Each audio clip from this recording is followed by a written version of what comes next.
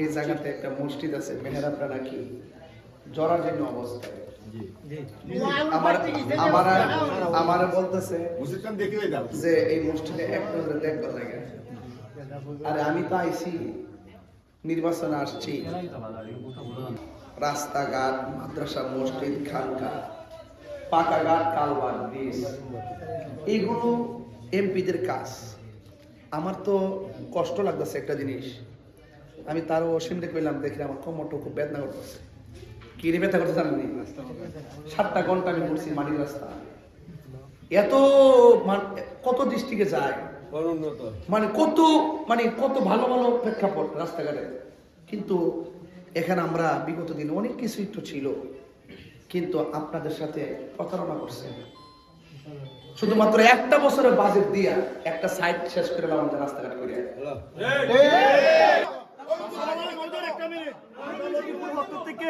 আন্তরিক শুভেচ্ছা, অভিনন্দন। জয় মোমবাতি।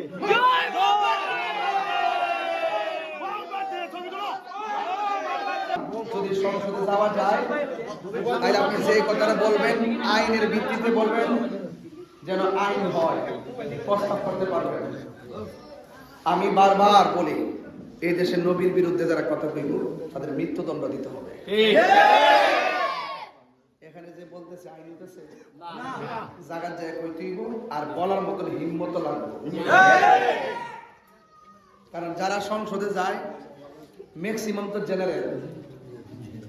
আমরা যারা গবেষণা করি উলামায়ে কেরাম, এই উলামায়ে কেরামদের মধ্য থেকে কিছু উলামায়ে কেরাম সংসদে গেলে আমার মনে হয় রাষ্ট্র ব্যবস্থাপনা যে সংসদ আছে, এই সংসদের মধ্যে একটা নতুন ধারা তৈরি হবে, এবং কেউ নাস্তিক কিংবা নবীর বিরুদ্ধে, রাষ্ট্রের বিরুদ্ধে কথা বললে ঐক্যবদ্ধভাবে সেখানে প্রতিবাদ করা যাবে, আর এটা কিন্তু আইন হবে। তো আমরা দেখেছি সুন্নিদের এই যে 2টা বছর গেল, আপনার নিরপেক্ষ বিশ্লেষণ করে কর, 2 বছরের ভিতরে আমাদের সুন্নি কাউকে কি একটা দিন 1 মিনিটের জন্য সংলাপে রাখছে? কেন রাখে না? আমি মনে করি এরা সুন্নিদের সঙ্গে বৈষম্য করে। আমরা যদি যাইতে পারি কি করব? যাইতে পারলে যখন আমি রাজনীতিতে সংসদে যাব কিংবা দায়িত্ব পাবো, ছোটরাকাটের ধর্ম, বর্ণ, দল, মত নির্বিশেষে সকলকে ডাইকা আমরা পরামর্শ কইরা আমরা যে কোনো সিদ্ধান্ত নিব, কোনো বৈষম্য তৈরি করব না। এটার নাম হলো রাজনীতি। আমরা দেখি যারা পাশ করে, পাশ করার পরে দেখেন এদের দল টল নিয়ে চলে, যারা ফেল করে এদেরকে সুযোগ সুবিধা থেকে বঞ্চিত করে রাখে। এটার নাম রাজনীতি না। রাজনীতি হবে মেধার ভিত্তিতে, রাজনীতি হবে জনগণের ম্যান্ডেট বুঝে, রাজনীতি করতে হবে জনগণের কল্যাণে, রাজনীতি করতে হবে জনগণের অধিকার। যে ভোট দিব, যে আমার দলের, সে সুবিধা পাবে, যে আমার দলের না, সে যদি যোগ্য হয় সেও সুবিধা পাবে। কথা বলে ঠিক কিনা? তো ইত্যাদি জনিত কারণে এই রাজনৈতিক পরিস্থিতির আলোকে বর্তমান যে অবস্থা, এই অবস্থার আলোকে সুন্নিয়তের প্রতিনিধিত্ব সংসদে খুব দরকার। না হলে এই দেশের প্রায় 65% সুন্নি জনগোষ্ঠী, এদেরকে মাইনাস ফরমালে রেখে যে বৈষম্য করছে, এই বৈষম্য যদি এভাবে চলতে থাকে রাজনীতিতে কখনো সুফল বয়ে আসবে না। এই জন্য বৃহত্তর সুন্নি জোট সমর্থনে বাংলাদেশ ইসলামী ফ্রন্ট মনোনীত মোমবাতি প্রতীকে আপনাদের কাছে আমার পাঠাইছে। আমি যখন ওয়াজ করছি আপনারা আইছেন, শুনছেন, মাশাআল্লাহ। এখন কে এক সব সময় আইছি গেছি, আমার তো দাবি আছে না? দাবি আসেনি?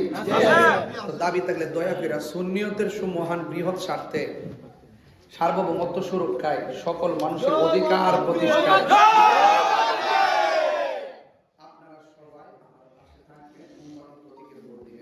তবে লতিপুর দিকে আইছি কেনা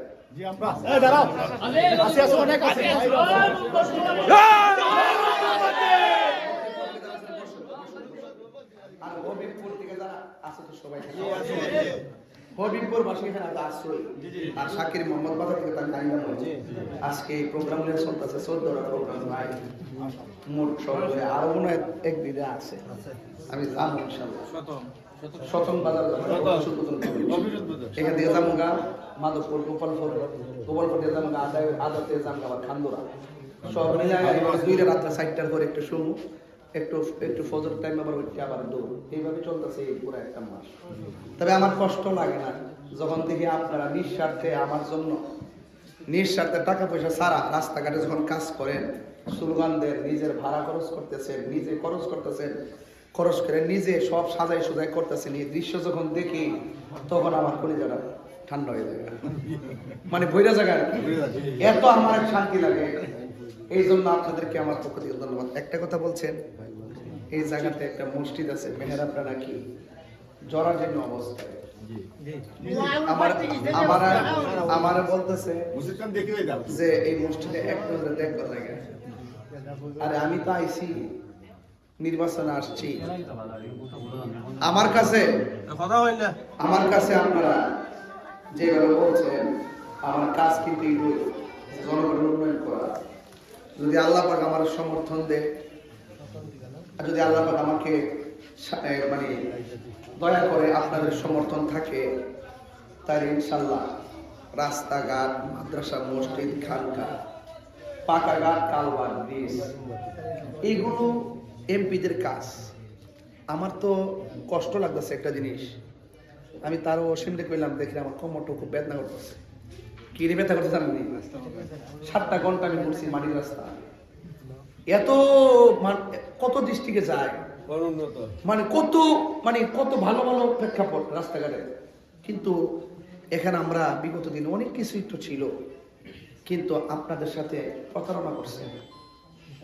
শুধুমাত্র একটা বছরের বাজেট দিয়া একটা সাইট শেষ করে আমাদের রাস্তাঘাট করে,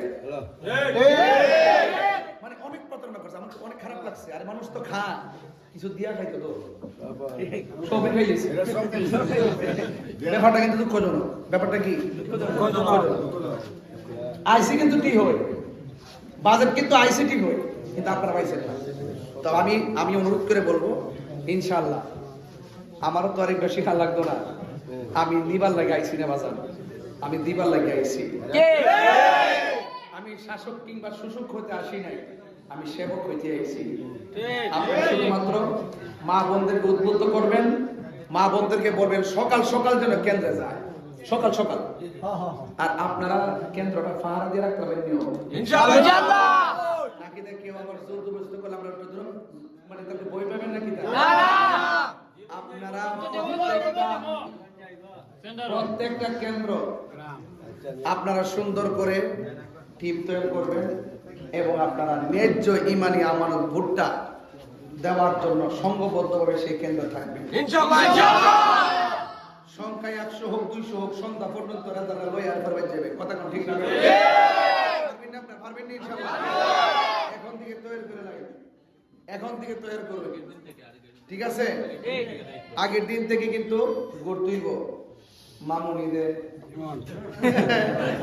আছে না অনেকে? এটা কিন্তু চলতেছে, কোটি টাকার ভালোবাসায়